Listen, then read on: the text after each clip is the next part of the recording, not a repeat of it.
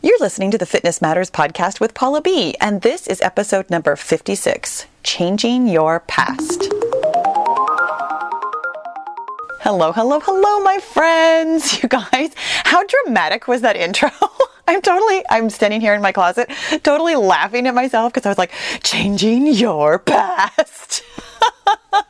But it really is kind of a dramatic topic today. You guys, welcome to the Fitness Matters podcast, where we talk about the fitness matters that dramatically matter to you. And let me start by telling you a couple of things. Number one, I'm going to tell you lots of stories today, and I'm going to start with this one, how I am standing in my closet being dramatic and I can't move. This is part of my drama right now.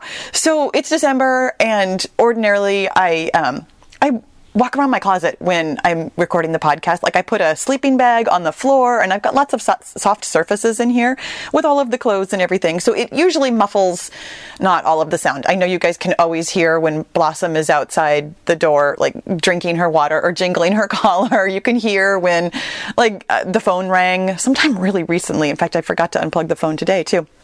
But anyways, ordinarily, I walk back and forth. I pace in my closet while I'm recording, because if you know me at all, you know that I really like to move when I'm talking. So right now, it's right before Christmas, and this is where we keep all the, don't tell my kids, but this is where we keep all the Christmas presents. They know that. They just know better. They're adults. But so this year happens to be, you know how some years are like small box years and some years are like big box years? This year is all big boxes. We have so many huge boxes, and my closet isn't all that big. It's a walk-in, but it's not big. I can take, I think, 3 steps back and forth when I'm normally pacing. But I am standing in like a 1.5 little square space where I can almost reach my shoes. I can almost reach my clothes. Like, it's been very difficult to get dressed over the past couple of weeks, and it's very difficult to record this podcast. So if I sound dramatic, like I'm trapped, it's because I feel very trapped right now. But hey, you know what? Sometime in the very near future, I can totally change my story about that. That's what we're talking about today. Thank you for indulging my fun little intro here, because this is actually a really, really, really interesting topic, and I'm super excited to talk to you about this. This has been on my radar for Oh my gosh, over a year. In fact, a year and a half. I can tell you exactly. In fact, the story that I'm going to tell you is very meta. It's about changing your past, and it's about changing your past. So I've been thinking about this topic for a year and a half, ever since I very dramatically changed my past with this conversation that I had with my mom. So my mom and I were on a road trip and that's a whole long story in itself. But anyways, we were on a road trip, and so we had a lot of time to just talk and be together, and it was really, really nice. Like, this is one of those things that I think to myself, this will be a really nice memory sometime in the future when my mom is gone. I'll totally look back on this time that we spent together, because we had a lot of fun. It was it was very interesting to be with only her for 4 days in a row, because I don't think I've done that since I was very young. Since I moved out, probably. So anyways, we were on this road trip, and we were talking about road trips in the past. We had taken this epic road trip when I was a kid in 1975. So I was 5 years old. And we, the whole family, before my parents got divorced, it was all 5 of us, had taken this road trip from where we lived in Yakima, Washington, to Kearney, Nebraska for a family reunion on my dad's side of the family. And so, you know, you're traveling from Washington to Nebraska. So we went to, I keep trying to say Yosemite, but it's Yellowstone, of course. Yosemite is the one here in California. We went to Yellowstone National Park. We went to Mount Rushmore. We saw all kinds of really cool things. Like, this was a great, great trip. And of course, it's 1975, which means that all we had to listen to was, AM radio, and the stations were few and far between. And what all of us have always remembered about this trip is that we just constantly heard the same 2 songs over and over and over. And of course, there were other songs, but my vivid memory of this trip is singing Rhinestone Cowboy and Sister Golden Hair. So these are 2 songs that have been in my mind as like the a hallmark of this road trip since forever. And in fact, this is something that comes up, maybe not with a lot of frequency, but with some frequency when the family is together. We'll talk about this road trip and how my brother lost his baseball hat in Billings, Montana and cried for hours afterwards, and how we saw bears at Yellowstone and how it snowed, even though it must have been like June or something. So, we have these family memories about this. So my mom and I are on this road trip last April, and we're talking about this road trip from 1975. And she's like, you know what? I just really feel like there was a third song. And I was adamant. I mean, I was 5 years old in 1975. What do I remember, for heaven's sakes? But I was willing to go to bat for this argument. She and we had a great time, and I'm going to tell you that we argued about it, but we were both totally laughing about, no, I'm right about this. No, I'm right about this. And it was super funny. And we didn't happen to be driving at the time. We were actually at a restaurant eating. And so I, of course, whip out my phone, and I'm like, there is absolutely no way that there was a third song that we were all singing that whole time. Like, I do not remember this at all. And she's like, no, it was a woman, and it was a pretty song, but it was like kind of sad. And like, she had this bit of a memory about it that I just did not remember at all. And so I'm looking up, top 100 songs from 1975 on Google, and I'm scrolling through all of these lists. And my mother was right. There was a third song. It was Midnight Blue by Melissa Manchester. And as soon as I hit the little, let's listen to this song, she and I both knew all the words. We were singing along, and kerplooey, there in my brain was this fully formed memory of how, of course, there was a third song that whole road trip that we had all sung along with. It was on constant rotation between Rhinestone Cowboy and America singing Sister Golden Hair, and apparently Melissa Manchester singing Midnight Blue. It blew my mind. It absolutely blew my mind that suddenly I had a completely different way of thinking about something that I had been thinking about for years. I mean, a year and a half ago, I was 50 years old. So I'd been thinking about this for 45 years, that there were these two songs while we were on this road trip.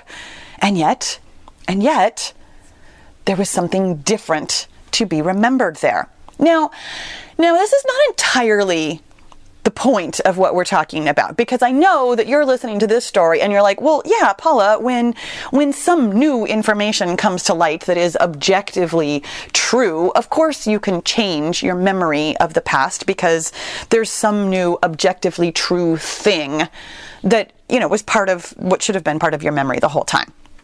And I don't disagree with you. However, here's what I'm going to tell you. That incident, it sounds very dramatic, that thing that happened between us when we were talking about this song that I did not remember and then could remember, it cracked open my brain. And this is why I wanted to start with that story, simply so that you can understand the concept in a very simple way of course you can change something that you remember about the past. Of course you can. Well, here's what else I'm going to tell you. You can change your thoughts about your past without actually changing any of the facts of the past.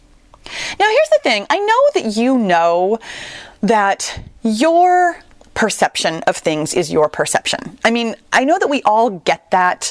I think all the time about, I grew up in the same house with my brother and my sister, and yet the three of us have really different interpretations of some events that happened in our childhood. And some of that, of course, is because we were in different places and or we were either on the brunt of being yelled at or the one watching it or whatever. Like, of course you have slightly different interpretations of your childhood, your shared childhood with your siblings, but also, how, maybe you don't know, let me tell you this. I am a criminology major. I actually have a degree in criminology, which is so funny. And there's Blossom jingling, which you probably heard. See, you can totally hear things outside the closet. But I remember really vividly there's two things that I remember from a criminology degree. One of the things that I remember is that eyewitnesses are considered some of the best evidence to go to court with in a crime, and yet they are absolutely, almost hands down, the worst kind of evidence, because three people in the same place at the same time will remember one event in three entirely different ways. And not only will they remember it differently if left to their own devices, but if you ask really leading questions, you can change what they think they remember, and that will become their memory of what happened. Our memories are thoughts. And of course, that means that I'm going to refer you to the Facts versus Opinions episode, where we can talk about the difference between factual things that we could prove in a court of law, not through eyewitness testimony, but provable things, and opinions or thoughts. Your memories are thoughts. They are things that happened, and there are certain parts of those things that happened that you could continue to prove. My family took a road trip, or my family was in a car driving places, even road trip. I mean, that's open to some interpretation. But there are facts that are provable about my story. But everything else, everything I've been telling myself for years, is an opinion. It's the way that I interpreted what happened at the time and then repeated over time to myself, and got very efficient at telling myself there was two songs that we listened to, but there were actually three. And of course, again, there were actually way more than that. I mean, even back in the 70s, it's not like they literally played the same three songs over and over. There were dozens of songs that we heard. Objectively, I could probably somehow get the set playlist from some radio station that we could probably prove that we listened to at one time, and I could therefore prove that there are quite a few songs that were played on the radio at a time when we were listening to them. But my story, my opinion, my thought is that there were three songs. And for a long time, I had thought that there were only two. But I was able to change that story by thinking something different. Now, you guys, you and I have talked about changing our thoughts pretty frequently. I mean, we talk about how we can change our opinions of ourselves. And I know that if you have been listening to the podcast for a while, that you are at least kind of on board with that you understand intellectually that that's a thing. Maybe it hasn't been super successful for you yet. Maybe it's been like you've changed everything in your life because of it. I have no idea. I hope that it's at least somewhere in between, if not the far end of changing your life. But here's what I want to tell you. You can actually change your past with other people. I know. So you guys, I'm going to tell you some more stories, and I want to start this next story about how I changed my past with my dad by telling you that I have a really good relationship with my dad, that I actually really love my dad and have changed my story with my dad because of this work. I had been working on changing my story with him for a long time, but this work basically changed everything for me. My dad and I have an interesting past. And I don't really think that he's going to listen to this, but I just want to be really clear that I don't want to throw my dad under the bus, and I don't want your takeaway from this to be like, oh, we had a terrible relationship and now it's not terrible. At the time, for many years, I probably would have classified our relationship as terrible. My dad and I didn't talk to each other for about 12 years, and I had a lot of anger and hurt and pain over that at the time. And yet I've been able to heal that. I personally think completely. My story about my past with my dad and my current relationship with my dad is that we love each other very much. And there were times when we didn't talk to each other. And there were times when it felt difficult at the time, but that I can see in a different way now because of this work. So here's what I'm going to tell you. My dad and I didn't talk to each other for a while, and that happened at a time when I was going to college. So both of my brother and my sister are older than me. So when my brother went to college, I don't actually know all of the financial details. By the way, hey, we're going to talk about money again. This is always fun. Let's bring up two like really sticky, thorny topics and combine them, shall we? This was the way I was able to change my relationship with my dad, was part of me changing my relationship with my money, which we have talked about for at least a couple of times now. I'll point you in the direction of the episode whose title and number I don't remember. I'll have to look this up. I know that there's an entire episode where I actually talked about money, even though what I was talking about was something else, and I never remember which one it is. I should really, really take notes on this. Anyways, I was doing the work on changing my relationship with money, and I had a lot of thoughts about my dad and money. I don't actually know the exact financial details of my brother going to college. I know that he got out of college with no student loans, and the way I've always understood it is that my parents just paid for it, that it was kind of a done deal. I don't know that for a fact though, and don't need to know. Anyways, my brother, in my opinion, got out of college with, a free ride. My sister got lots of financial aid when she went to college, and was also able to get out with no loans. And my dad used to send her money because one of the terms of my parents' divorce was that he would send child support until we were 21 or out of college, something like that. I don't remember. Again, I don't need to know the exact wording. I was 10 when my parents got divorced. I never really needed to know that, except for how it did apply to me, because so my sister got her stipend the whole time that she was in college. And then my dad and I stopped talking to each other when I was 18. So I ended up, and you guys have heard at least part of the story before about how it took me 9 years to get through my 4-year degree. I ended up, I had a lot of problems for a lot of things. But anyways, I went to college and couldn't afford it. And, my mom couldn't really afford to help me out. And so I stopped and started a lot. I went to community college for quite a few years while I was working full time. And then when I ended up going to the college that I ended up graduating from, I worked while I was there and I took out student loans. So I ended up having, which sounds like nothing right now, I only had $10,000 in student loans. At the time though, in the 90s, it was kind of a lot. I ended up taking out a fair bit of student loans because I didn't have the money in order to pay for it. And I did work, but the working was much more it was part-time. It was more like fun money. But anyway, so I had it in my mind that there was a correlation between my dad paying for college and like the amount of love he had for me and for my siblings.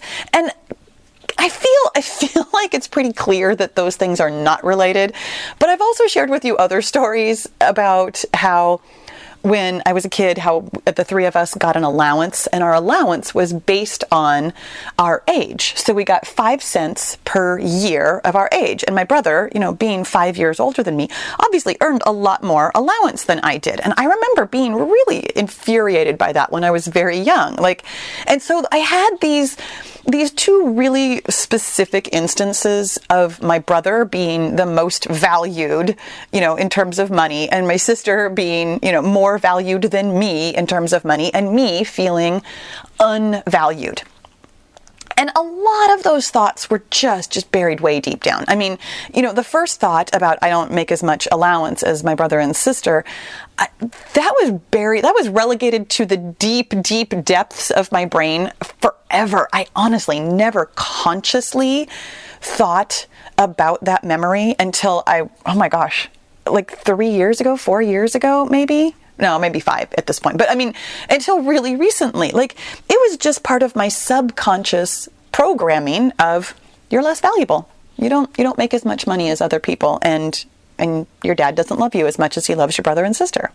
This was just something that I thought without even consciously realizing that I had ever thought it. And the college situation kind of confirmed that. It gave my brain the opportunity to just get really efficient at thinking this thought: you're less valuable than your siblings. You're less loved than your siblings.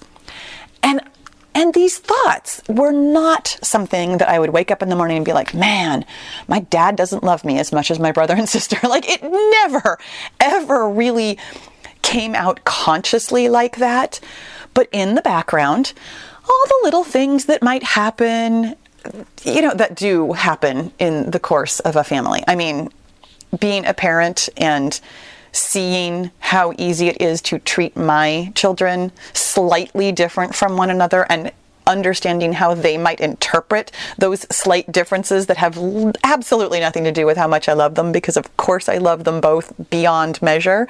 But understanding from my perspective now that, of course, it's just regular things that happened in the course of our lives, but my brain took them all as evidence. Oh, yep, that's right. You're loved less. Oh, that's right. You're not worth as much money. Oh, that's right. You don't make as much money. It's hard for you. You're not really that lovable. Those were things that my brain just worked on. They got really efficient at thinking that. And even though it was never like conscious in my mind, every once in a while something would kind of pop up, a bad feeling when, I was with my dad and my brother and my sister. That kind of, I'm not loved as much feeling. I mean, I don't know how else to describe it. Even though the words themselves wouldn't necessarily pop in my head, that was how I felt for a long time in the presence of my siblings and my parents, that I just wasn't loved as much as them.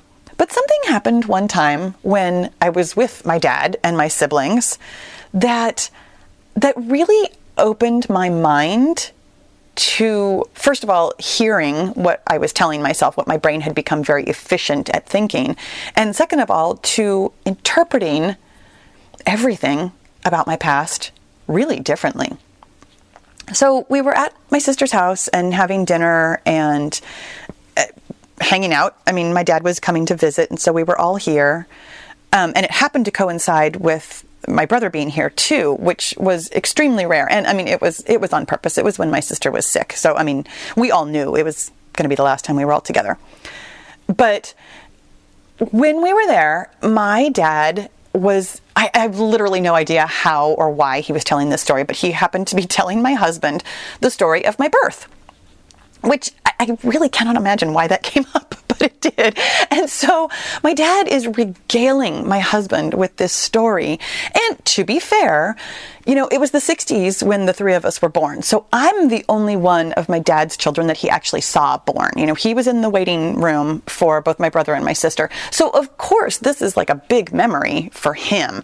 I have no doubt that if he'd seen all three of us, that this story probably would have been a little bit more like, or maybe not come up at all, or would have been a little bit more mild. But I mean, for him, it's literally the only birth he'd ever seen. And so it was a really big deal. And so he's telling this story about, how exciting it was and how I came out. And it's kind of funny because he tells the story about how I came out asleep and how the doctor really had to like slap me on the feet and stuff to wake me up. And I'm like, are you saying I wasn't breathing when I was born? Like, I'm super curious about that now. It's kind of interesting. So yeah, I'm really curious now about the actual facts of my birth. But my dad telling the story, he was just so proud and so excited. I mean, 40 whatever years later, he's telling my husband this story like it happened yesterday. And he was just so excited about me being born. And I thought, for perhaps the first time in my entire life, oh my gosh, my dad is really happy I'm alive. And I mean, obviously he is. Like, this shouldn't have been a revelation to me, but it really was. It felt like the first time I had ever truly acknowledged and thought that my dad really, really loves me. Like, really loves me. And because of that thought, I consciously, like really truly went through my mind and asked my brain to bring me evidence that my dad has always thought of me as valuable. Now, here's the thing about your brain. Your brain loves to agree with itself, and it loves to be right. And this is not just a joke. I mean, I know that we all kind of joke like all the time, like mama's always right. but your brain actually really is like biologically hardwired to think of itself as being right. This is why we have confirmation bias, meaning that if we think something is true, all our brain is going to do is look for evidence that something is true. This is how our brain has evolved. I mean, it's supposed to solve problems, but it's also supposed to be pretty efficient at solving problems. So when it thinks something and it has already spent the energy on deciding something, it's going to go out of its way to be like, oh no, this is true because, here's all the evidence that I can bring you about why this particular thing is true. This is also why guilt feels so strong. Your brain loves to agree with itself and wants to be right. So when you say to yourself, I'm going to wake up early and exercise, and then you don't do it, your brain is like, which one of these things is right? I said I was going to, but then I didn't. Your brain goes into like trauma about how it wanted to be right about something. And these are diametrically opposed things that cannot be they can't be compromised together. You cannot do both things at the same time. Therefore, one of them must be wrong, and your brain hates that. So when you want to change your past, ask your brain for evidence of the new thing that you would like to believe. So when I started asking my brain, what if my dad has always thought I was valuable? I had, and I cannot express to you how shocking this was to me and how delightful it still is.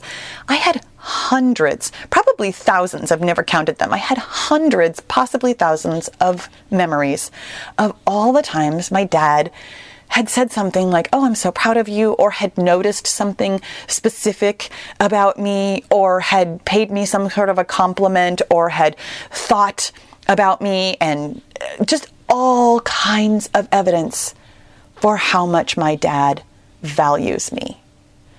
So here's what I did. I started practicing thinking about that. I started literally, like on purpose, practicing thinking, what if my dad has always found me valuable? And I asked it as a question because your brain loves to answer questions. Like this is part of the little trick to this changing your past thing, is when you ask something as a question to your brain, a very leading question. I mean, this is not a court of law. This is go find me evidence that my dad has always found me valuable. It's not asking like, am I valuable? Am I valuable? My brain's going to come up with all kinds of evidence for why I'm not. Find me evidence for why I am valuable. My brain did have to work a little harder at first, but then it just kept bringing me evidence. Here you go. Here's all the times when your dad has found you valuable. Here's all the times when other people have found you valuable. Here's all the reasons why you can find yourself valuable. I have, over the course of the last however long it's now been since I had this conversation with my dad and had this revelation about how I could change my perception of our relationship, I have completely changed our relationship. And this is what I'm gonna pause here super quickly, because I've spent so much time talking about, my childhood and my parents and stuff. I want you to know that, first of all, I'm not dealing with any kind of actual abuse or trauma. And if you are, yes, these principles apply, but also this is not like your standard therapy. I am not a mental health specialist. I'm not an expert. I'm not a doctor. I don't play one on TV.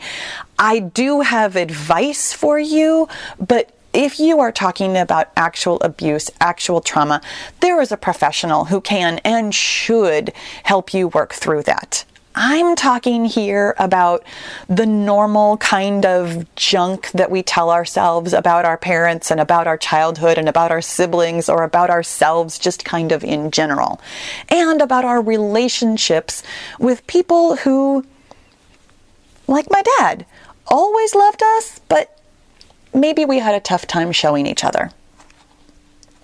When I asked myself for evidence that, of course, my dad had always loved me, it became incredibly easy to believe that my dad has always loved me. And of course he has. I feel like I've said that numerous times. But I never felt like it. And you know why I never felt like it? Because I never thought like it. I had lots of thoughts, lots of stories, lots of drama in my own mind about my relationship with my dad that caused me pain for years and years and years. I had simply been telling myself that he didn't love me as much as my siblings, that he didn't value me monetarily or otherwise at all, let alone, compared to my siblings. When I had a new thought about those exact same events, when I thought differently, I changed my past and my relationship with my dad. I have changed the way I think about my childhood. I can see from a different perspective why my parents did the things that they did and what it really meant. Yeah, they gave us a different allowance, but it had nothing to do with me being valuable, and it had everything to do with them probably trying to save money, if I had to guess.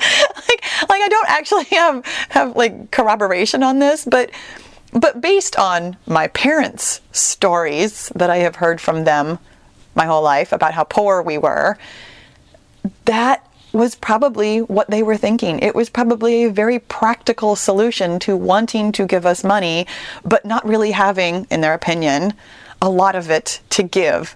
They simply made a choice. It didn't mean anything, and I could have interpreted that any way I want to. Now, I choose to interpret it as a choice they made that had nothing to do with me or my value.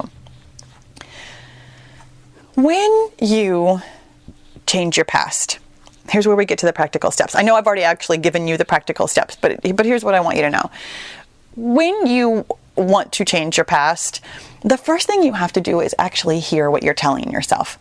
Like I've mentioned, I had no idea how often I had been repeating to myself that I did not have any value. I sat down. This was part of my money work. And I think I explained this in the other episode that I still don't know, where I sat down and I wrote out all the thoughts that I had about money and all the incidences in my lifetime where I felt like troubled about money. So when I dug up that memory of the allowance and college and stuff like that, I will tell you that, we've mentioned this before about how my work with money started with Denise Duffield Thomas, and one of her biggest things is to make this list and then forgive everybody, including yourself, for all the times that you had this weirdness around money. So I had already forgiven my dad for it and really done the work on that and really had brought it up very consciously on purpose.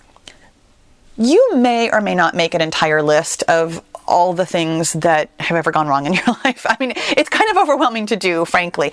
But I will tell you that because I was so concentrated on money, this is what I will actually offer you. I would make a list of all the things that surround a specific topic in your life. For example, if you are working on losing weight, this is a really good list. All the times that people have said something to you about your weight. All the times that people have sent you messages about, I've shared this story before about my grandmother telling me that, or not telling me, telling somebody else when there was a birthday cake out that, oh, I bet Paula could eat that whole thing. It's such a funny story that has no meaning. Like, why in the world would anybody say that? I have no idea, but it's super funny to me now. At the time, I took it to mean my grandmother thinks I'm fat and that I eat too much. This is what I'm going to tell you. When you interpret things that other people say or do in a specific way, you are creating a story. Get those stories out onto paper so that you can even see that they're stories. I had no idea that I was telling myself the things that I was telling myself until I wrote them down. Write them all down in a nice long list. And then I am going to actually encourage you to forgive everybody. I really like this part of the process. I think that the world does not have enough forgiveness, and every time we can practice it, it's just helpful for everybody.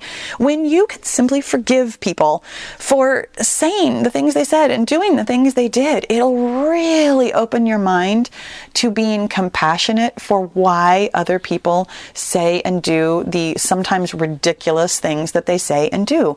They just do. And sometimes you do too.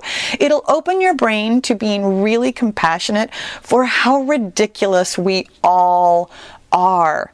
We all say things that we don't really mean. We all say things unintentionally that truly hurts another person's feelings in a way that we don't know because we don't know how they're interpreting them.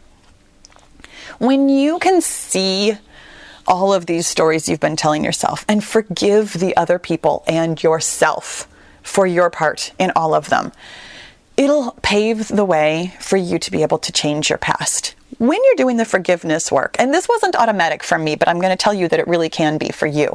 When you're doing the forgiveness work, ask your brain for evidence that there is some other way to think about this situation. Not just so that you can forgive, but so that you can actually, truly see it differently. Now, here's the thing that I'm going to tell you about changing your past. I wanted to change my past. I wanted to change my relationship with money, really specifically. And then along the way, hey, nice bonus, I changed my relationship with my dad. Like, that was really important to me. It was something that I really worked on. You will find in the course of your thought work that there are some things that you don't really need to change. When I was thinking about this episode, I was thinking about actually one of the examples that I was going to give you about how you know that your situation is always an interpretation, that it's always an opinion. There was a teacher that my youngest son had in elementary school that I had heard for years and years and years. Oh, this is the best teacher on campus. Oh, this is why you want to be on this particular track, so you can have this particular teacher and you're going to love her and blah, blah, blah. She had this great reputation from so many parents. And my interpretation, my story of my son being in that classroom is that she didn't like him. And she was not nice to him. And I did not like her at all. And I actually felt like it was a really difficult year for my son because of this teacher. And here's the thing. I absolutely, you can probably hear it in my voice, I absolutely have some anger and some bitterness about this. And of course I could change my interpretation. Of course I could be sympathetic and compassionate towards her. And of course, if it caused me actual pain to think about this, I could do the work here. But I haven't, and I'm not super likely to. I mean, at some point, if I get bored with the other stuff that I'm working on, I might come back around to some of the things in my kids' childhood that need a little work, this being one of them. Like, I totally could. But I'm not going to do it right now. I'm going to go ahead and be angry and bitter about it. I'm absolutely going to share my anger and my bitterness here on the podcast without mentioning any kind of names because it's not important. But this is the thing that I'm telling you. You understand that the things that you go through are subject to your own interpretation. And sometimes, even if you don't have a good feeling about something, you don't have to change it. You never have to change your thoughts. I offer you on this podcast the opportunity to change things so that if you want to, you can feel better about stuff. You can feel positive and empowered and excited about the future and good about yourself. But you don't have to do any of this work. The things that you want to stay angry or bitter about or sad about or whatever, go ahead. Like, there's no objective standard for how much of this work you have to do. It's always up to you to feel the way that you want to feel. I really wanted to feel better about money. I really wanted to feel better about my dad. I really wanted to feel better about myself. My kid's teacher, I don't care. I don't care that much. And maybe it affects me in ways that someday I will care. Maybe it actually is underlying something else that I do want to change at some point in the future. These tools really do work in whatever situation you want them to. Again, there are some situations in which you might definitely prefer/need professional help with that. Please, please, please. I feel like I'm very clear about that on any episode where we talk about big, deep stuff. Please go get professional help. I'm simply talking in my closet about interesting things. This is not therapy. Sometimes it can feel like it, but this is not meant to be therapy. There is absolutely a time and a place for legitimate professional therapy. And there's also a time and a place for you digging in and changing your past in a way that just totally works for you. I would love to know. I shared all kinds of fun stories about my past that I have been able to reshape. If you have something fun that you would like to share, I would love to hear it because it's so interesting and freeing to change your past. You guys, thank you so much for listening. I'll talk to you again soon. So are you totally loving this mindset work and you really want to do it every day in order to get your goal?